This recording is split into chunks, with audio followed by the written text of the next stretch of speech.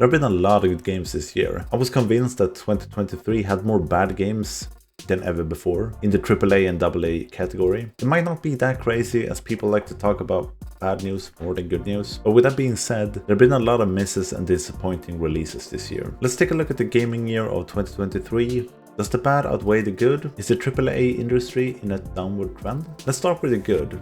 The successful games of 2023 in the AAA genre. After that, we can take a look at the bad ones, the misses, the big blunders. Only then I think we can loop it back and see if we have a shift in the whole industry. We won't look at every game that got released this year, we will be here forever. We will instead focus on the big ones. In January, Hi-Fi Rush released. This one had a great reception from both critics and users, landing on an 87 from critics and an 8.9 from users. This was a positive surprise of a game. I did not expect this to be that good as it was. It was a really enjoyable experience. The sales numbers are around 2 million, less than Xbox would have wanted. I think the gameplay is a bit niche for the wider audience, which might be a factor. This one was also a day one release on Xbox Game Pass. In January we also got Dead Space remake. This one was well received from both critics and users as well, 98 and 8.7 on Metacritic. This remake is really impressive and they have changed a bit from the original, giving Isaac a voice and stuff like that, but overall I think it's an improvement in every way.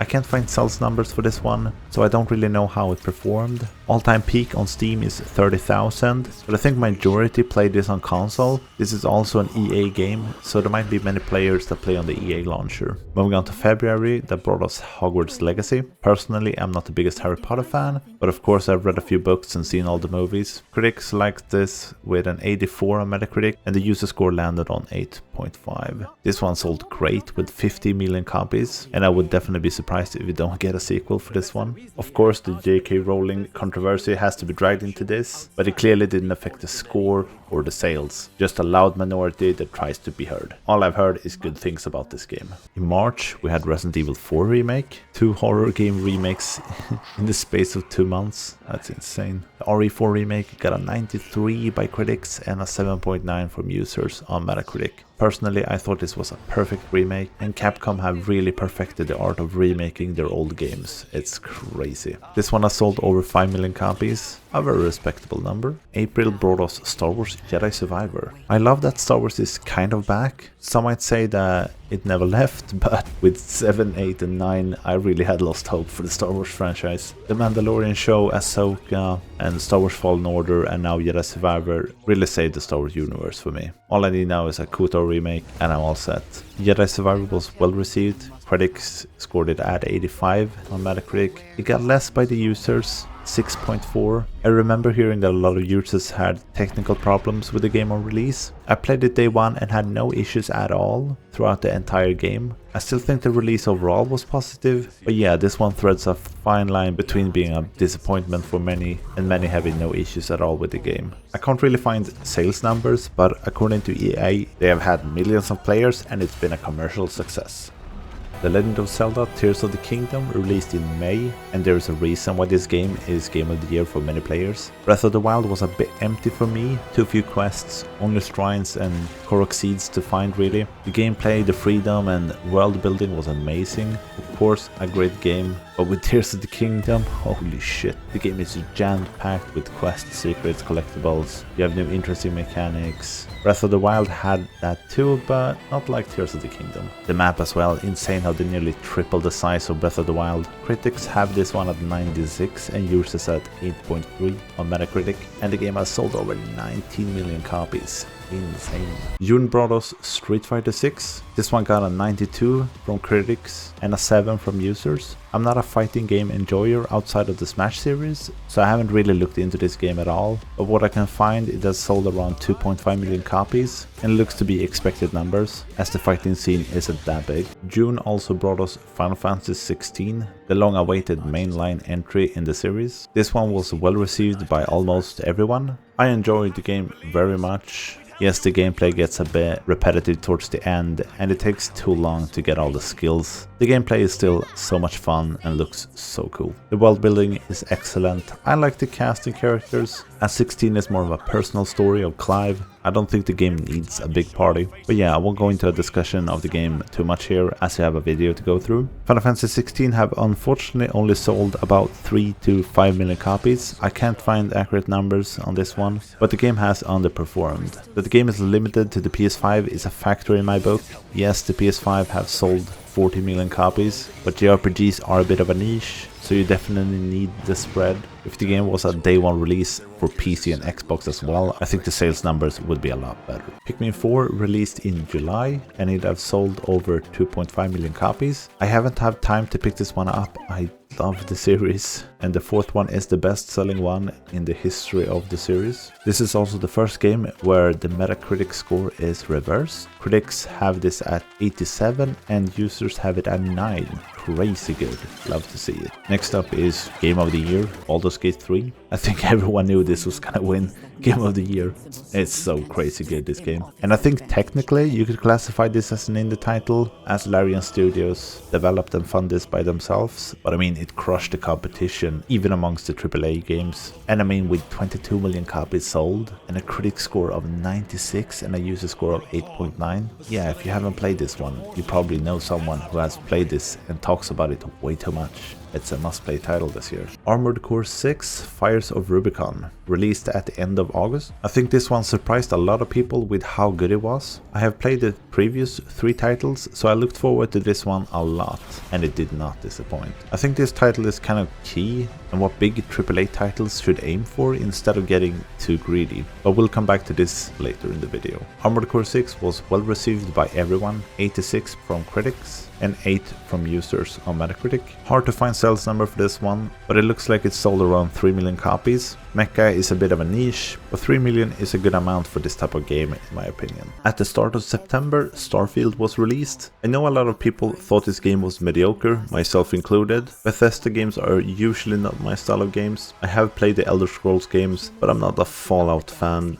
On paper, Starfield is really impressive, but when you start playing, the planets are way too empty. Too many small things that bothers me, like the looting and the traveling. Critics like this and gave it an 83. Users scored this at a 7, and from what I can find, it looks like it sold about 10 million copies. It was also a day one release for Xbox Game Pass, and I think with that, Xbox is very happy with the game's performance. We jump forward to the end of September as Lies of P was released. You could argue this one is also an independent title, as it is a new small studio that made this game. Lies of P was well received from both critics and users, with a score of 80 and 8.3 on Metacritic. This Souls-like game tells a more straightforward story with some excellent world building. The game has sold about 1 million copies, which is very well for the studio and the game. On the same day that Lies of P got released, we have Mortal Kombat 1. From what I understand, this is kind of a reboot of the franchise, or alternate take on the timeline. Again, I don't know much about fighting games. It got an 83 from critics and 7.2 from users, very respectable, and sold about 3 million copies, very similar to Street Fighter. In October we had Spider-Man 2, super well received by everyone, 90 from critics and 9.1 from users. And although the score is really good, it didn't win a single award at the Game Awards. It's crazy, but as I have shown with this list, there are a lot of good games releasing this year. The thing that makes Spider-Man 2 a bit less spectacular is the fact that it is the second game and they don't reinvent the wheel here. They do kind of the same thing as the first one, only slightly better in every aspect, I would say. The story is a lot better and more interesting, but the open world is still very formulaic. The game seems to have sold well, with 5 million copies on the first 2 weeks. It's really good. On the same day as Spider-Man, we also got the new Mario game, Super Mario Bros. Wonders. And I mean, Nintendo, they do what they do, they pump these games out and they never miss. They have never had a dud. Everyone loves the Mario games. 92 from critics and 9.2 from users. Insane.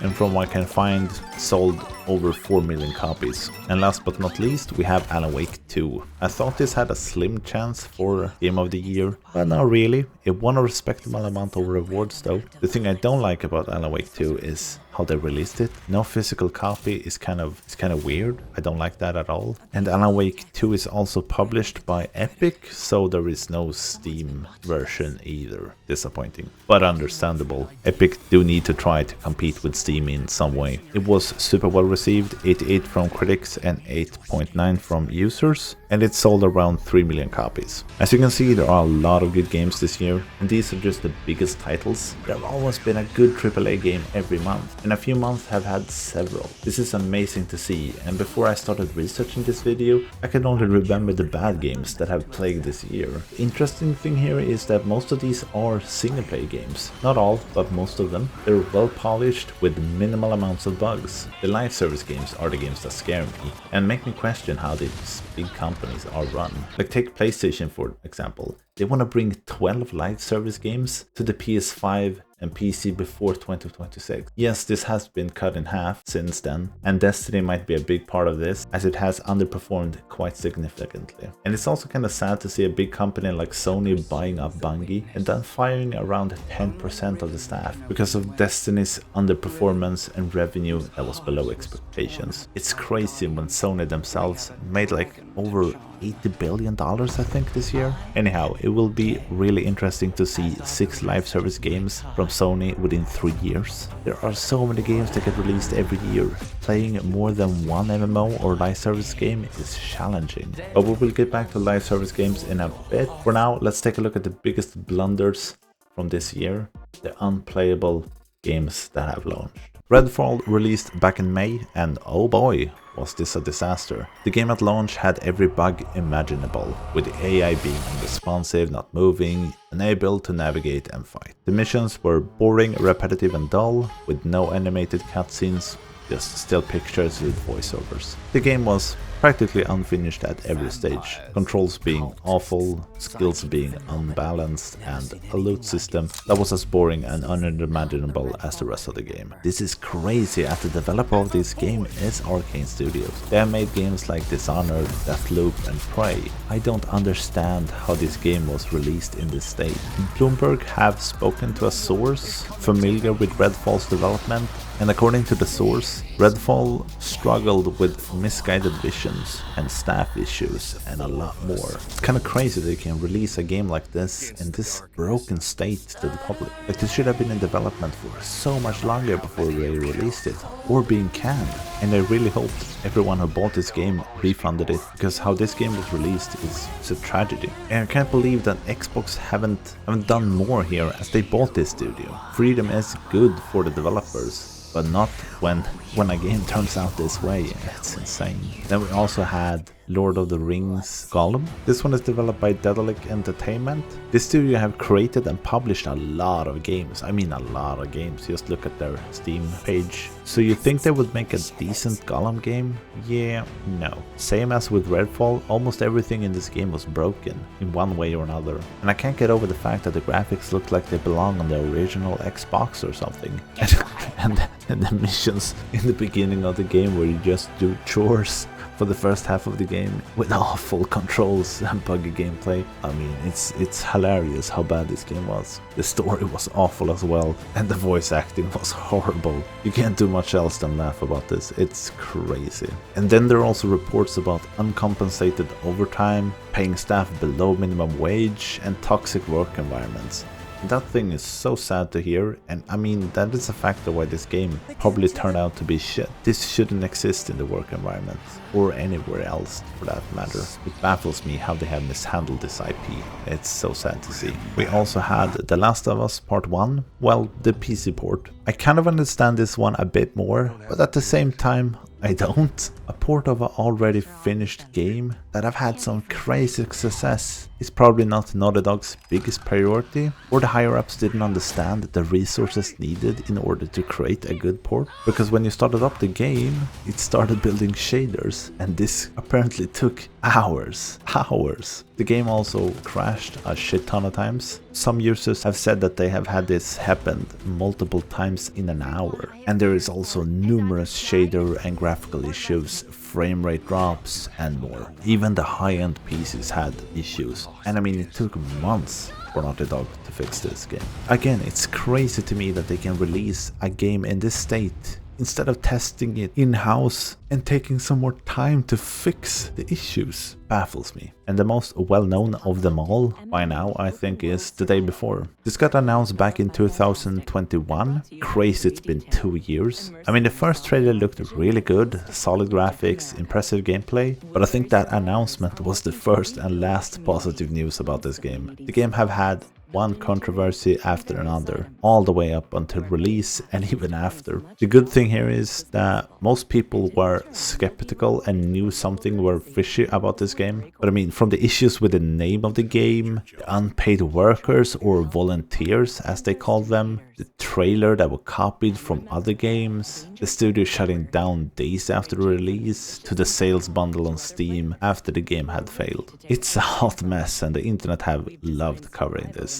And it's a good reminder that you can't just cook up something with a few assets from the Unreal store and think the game is gonna sell. This game was universally hated by everyone, and with a story arc like the one I explained, there is no other ending but a total flop and another studio going under. For me, these examples are amongst the worst in recent memory. The positive thing here is that most people were aware of the state of all these games. Redfall was a bit of a surprise as Arcane Studios is a big name in the gaming space. Naughty Dog is a big name, and a failed port isn't a big of a deal to me as a new game. Yes, it is a new game for many people, and they buying the port in order to experience the game everyone says is amazing. Yeah, it's problematic. Gollum and The Day Before had so many red flags before release that I think everyone knew to stay away from them. And those who didn't see the red flags and thought they were gonna get a good game, I feel for you. Finding a game on the store or the Xbox Marketplace expecting it to be at least playable, I mean, you should be able to expect that, right? Let's move on to the studios that were out of touch is what I think these developers were. I don't think the developers understand their audience and what their audience want. First up is Forspoken. The game looked like it had a lot of promise, but it fell apart when you started playing it. The main character is unfortunately very unlikable. The main story is very boring and follows every fantasy book trope there is. Sure, tropes aren't always a bad thing, but some originality is needed when everything else in the game is mediocre. You can't have a story that is lazy and unimaginative. It doesn't help either when your companion, Cuff, the bracelet that is stuck to your arm, is the most annoying companion of them all, and it's genuinely exhausting to listen to. The world is very big, but there is little reason to explore as the few side quests are repeated endlessly with boring rewards. The game has almost nothing interesting in it to find. The combat is okay at times. You have a lot of spells to mess around with. Traversal, however, gets repetitive too fast, even with upgrades. All this leads me to believe the developer is being out of touch with what the player wants. Why make a gigantic world with the same few quests repeating over and over? Why not make a smaller game with more variety, more focused experience? You managed it with the spells, but yeah, the scope of the game is way too big. It just baffles me that this can happen to a game like this. And I mean, it killed the studio that made this game. It's that bad. They had that big of a budget and it failed miserably. Then we have Atlas Fallen. This got a lot of attention when the game dropped its reveal trailer, revealing a gorgeous pre-rendered cutscene with some good looking combat in a world filled with sand. Yeah, it's not a good thing to base anything about a game from a pre-rendered cutscene, but you can always hope the game imitates what's been shown. The game kept looking good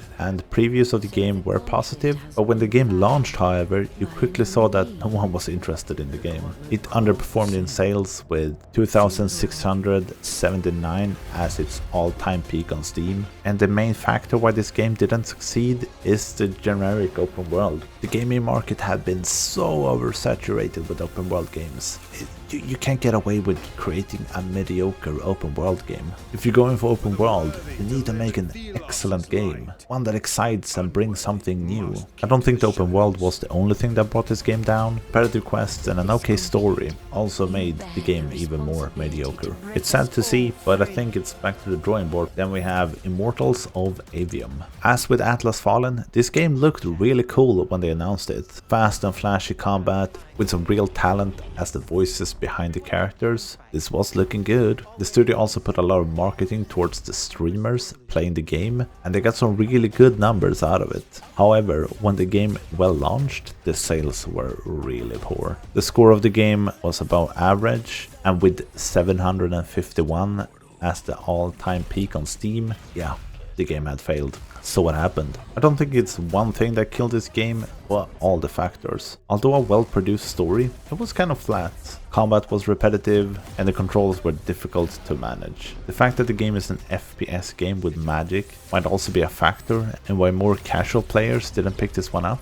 It looks more intimidating than it is. You must have heard about this one, right? Crime Boss Rockay City. I can't really put my finger on this one, but when I saw the announcement for this game for the first time, I immediately knew this was gonna be a dogshit game. I kinda love the idea of the game, but as expected, it couldn't deliver. This is a straight up Payday clone, but with celebrities. Old school celebrities. It really feels like there was zero effort put into this game. The performance of the celebrities are awful, and for the most part it sounds like the celebrities had one cry for each line, and the developers just rolled with it. The game at launch had really bad performances and lots of bugs. And of course, to top it all off, repetitive missions and bad bots. With the older celebrities for this game, they must have aimed for the older audience, and copying Payday that is a successful game, they must have thought they had a banger idea of a game. And as I mentioned, I think I love the idea of the game, but when I have it in front of me, it's not what I want.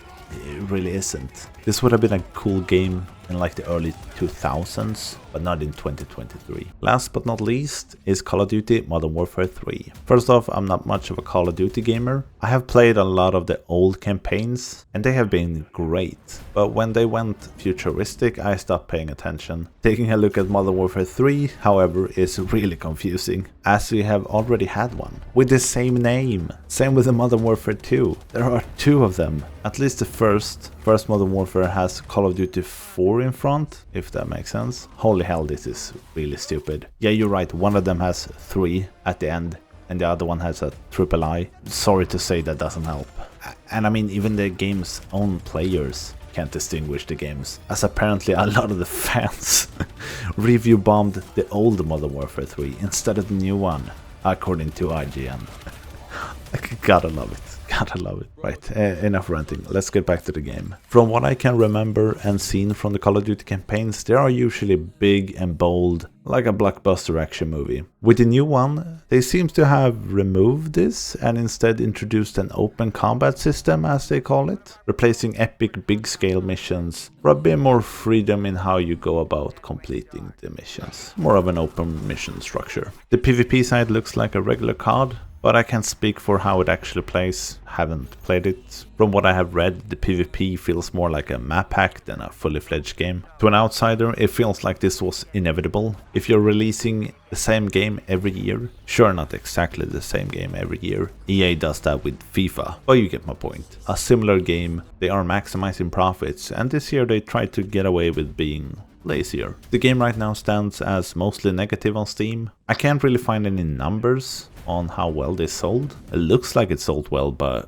who knows? I guess just the name sells a certain amount of copies. Now that Activision have had a Call of Duty game for every year for 20 years, I think it is. It's no wonder they are greedy and try to do everything to squeeze every dollar out of every player, and there will not be a change unless the players do something about this. I think the easiest and most effective way is to stop buying the game. And I think with the reviews of this game, we are seeing a shift. But I mean, only time will tell if it's enough for a change. I really think this studios needs to take a step back and look at the bigger picture before creating these games. Forspoken killed off the studio that made it. The gamble is insane, and I hate that people lose their job over this. Deck 13 Interactive that created Atlas Fallen is a smaller studio, and I don't think Atlas Fallen was a big deal as Forspoken was for Luminous Production. I hope they can get back at it and plan their next project a bit better. Immortals of Avium did at least not kill off their entire studio. Above 45% though was let go. That is a lot, but with 5 years of development, the game couldn't afford to flop. Immortals of Avium is the one I have the hardest time wrapping my head around, as it is a decent game overall. I think a lower price or the game launching on Xbox Game Pass would have been a lot better for the sales of the game. I don't know if we would have saved it though. It's hard, and the saddest part is all the lost jobs. There's so many in the gaming industry right now that have lost their jobs. Let's move on to live service games this year. June brought us Diablo 4. This one have been a bit divisive, and I've had a fair share of problems. I would say most of these are endgame related. The single player campaign was still good and delivered a solid experience. It wasn't broken or unplayable at launch. It was a solid experience, at least for me. The endgame is another story,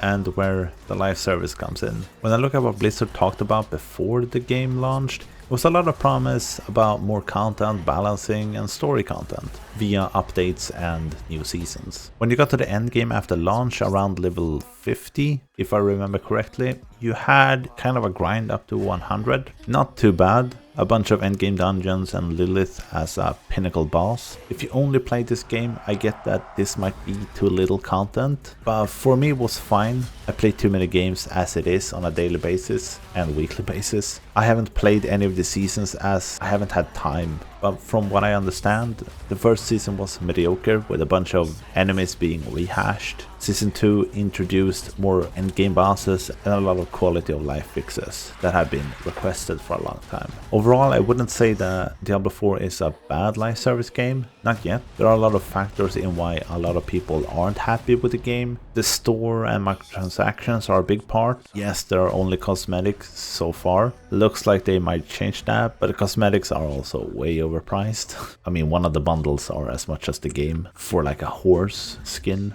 It's crazy. Then you have a lot of nerfs to the classes and skills, and drop rates of items being low. There have been a lack of content in the end game. It's a new game, but yeah, I mean, hardcore players want more content out of the game. And as I mentioned, Season 2 have made progress on most of these points, with bosses and drop rate being increased. And hopefully they can continue on making the game better with Season 3. There is also a DLC planned for the end of next year with a new class, not a rehash from one of the other games. So hopefully the game just keeps on improving and people will be happy with it. And overall, this is probably one of the better ones from this year, as cosmetics are the only thing in the cash shop really so far, and hopefully it stays this way. The Warhammer 40k Dark Tide, I wanted to include this. It got released at the end of last year, so it have had this year to improve. It sold well when it released, about 10 million copies. The game also got a middle of the road score on Metacritics from critics and users. I played this quite a lot, and if you have played the game, you will know that the minute-to-minute combat is fun, challenging and engaging. The problem lies in everything else in the game. The performance at launch was just bad. The content also got repetitive way too fast. The skills were way too few, and the description for them were kind of bad, and it felt like you progressed kind of slowly in the game. A lot of small things that overall drag the game down. An overpriced cash shop. Yeah, a lot of small things drag the whole experience down. And again, it all comes down to an unfinished game being launched too early. They have since last year reworked the classes and updated the game a lot, and the game have got some players back. I have tested it again. I like the new skill tree and all that stuff. When you're out fighting, I would like one or two more skills. I want something more. I want more to do as I actually hack and slash the enemies to pieces. The game launched with a peak of 108,000 players on Steam, and at midsummer this year it dropped to 5,000, below 5,000.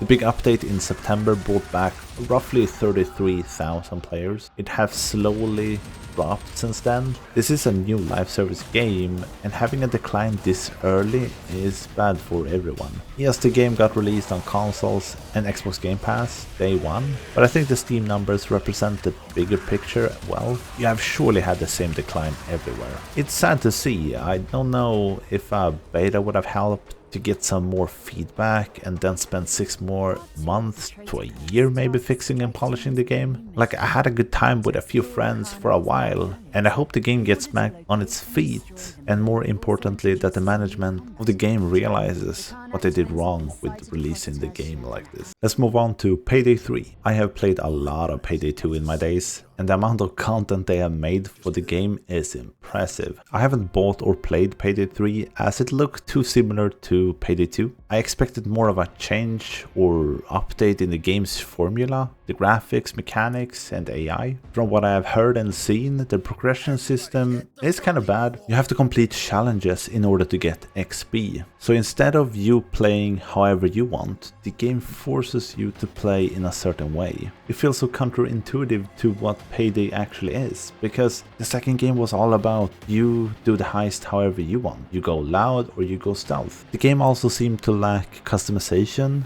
with only a few cosmetics, and we haven't even got to the game's launch yet. It was unplayable due to server issues for quite a while. The game have also had a lot of performance issues when people could play it. When the server issues was fixed, the game was still riddled with performance issues and bugs, which have led to almost everyone abandoning the game. The game launched with 77,000 players. In less than a month it dropped to 30,000, and in less than 3 months there is 1,800 players left playing it. And I don't know if the game can be saved in the long run. That's a steep drop off. I get that you can have server issues at launch. I remember the Diablo 3 launch, that was a hot mess. But you really need to think carefully when your previous game was so loved. You already have a massive player base that instantly will play your new game, if it looks even remotely good. But as we have seen here as well, people will abandon you in the same rate if you let them down. The developers have plans for the game and its future, and they have been showing off the latest update for the game. But I mean, the launch of this third game really killed the series for me. There are enough games out there that I don't have to play an unfinished game or hope for it to be fixed. If it's fixed and good in the future, I might come back, who knows? But that's the beautiful thing here. There are thousands of games every year, so why play a broken game? Next up is Destiny 2. I wanted to cover this one as it's still going after so many years. I played this at launch with a bunch of friends, and I remember having a good time. The first raid was cool, and I mean, it's a Bungie game. They make some of the best FPS games on the planet. The game is now over 6 years old and have managed to retain their player base very well, with an all-time peak of 300,000, which they achieved this year as they launched their latest expansion, Lightfall. However, they also managed to hit their lowest numbers of players ever in the game, with 40,000 in November. When you look at the Steam reviews, you quickly realize that the expansion wasn't well received by the player base. The story of Destiny 2 is a bit convoluted, and the fans don't seem to like how Bungie have left a lot of the things unexplained, and that the expansion's story was more of a filler to buy time. This have led to a lot of changes. First off, the delay of the new expansion, the Final Shape. This one had been pushed back to the summer of 2024. The other thing is that Bungie have had to lay off 8% of its staff, which is equal to about 100 people. This is sad to hear that 100 people have lost their jobs because of one bad expansion, when Sony, that owns Bungie, made a crazy profit this year, as I mentioned earlier. It's even worse when the deal was not supposed to result in any layoffs. Bungie's leadership assured their employees that Sony buying them will not result in layoffs. It might not be Sony that directly fired the employees, and on paper it looks like Bungie is fully independent under Sony. But if Bungie do not meet certain financial goals, Sony is allowed to dissolve the existing board and take full control of the company. With Destiny 2 struggling to keep players in the game, pushing back the launch of the new expansion, and still working on the new game Marathon, you can see that the financial situation is rough and why they had to fire a lot of people. Destiny 2 have had other problems as well with how they have handled in-game currencies, and as a returning player or new player, depending on how you see it after 6 years, I mean, it just feels overwhelming to try to get into this game. But then 40,000 playing your game is still not bad, but it's not 300,000. This makes me question the future of Destiny 2. They have plans to keep the game going even after the next expansion. The Final Shape expansion and what they announce after that one will be crucial. I also think they need to solve the problem of getting new people back into the game. That is one of the biggest problems in my opinion. We will end the live service segment in a more positive spirit, and Halo Infinite. The Halo series is the game I grew up on, my bread and butter. Halo Combat Evolved dragged me in, Halo 2 and the Xbox 360 got me hooked with the multiplayer, and Halo 3 delivered the peak, the glorious perfection of a multiplayer game. I might exaggerate a bit, but Halo 3 is my all-time favorite game. I would say that Halo Reach was a very good game as well, and yeah, Bungie was still in charge of Halo. As Bungie started working on Destiny, 343 Industries took over the reins of the Halo franchise. And oh boy, have it gone downhill from that point on. Halo 4 and 5 can be best described as mediocre. More steps back than forward. The only positive thing they brought to the franchise is a faster gameplay. Halo 3 was a pretty slow game, but it was the norm back then. Now in Halo Infinite, the game is fast and I like it. I could do a massive video on Halo Infinite, as this game failed before it even got released. And now 2 years after the release, 3 after the initial release date, we have a game worth your time. The single player story is still a mess, the open world and all that it brings was a nice and refreshing way to play Halo, but the way the story is delivered, how characters are missing, is so sad to see. The multiplayer does still have bugs and issues that surface from time to time, and the ranking system is dog shit. I wish the game had more social features, as the earlier games were built upon them, but you can play and have fun. The game is not broken on all fronts. 343 are doing the right things, they are focusing on the right things. The game had been moving in the right direction this last year, and I'm so happy to see it. There is still a lot of work left, and I hope they handle the next entry with more care, as they have been losing the little faith they have left from their friend base ever since they took over the Halo franchise. Let me just quickly say that I'm not even gonna cover games like Skull Island, Rise of Kong or Walking Dead: The Destinies. These are just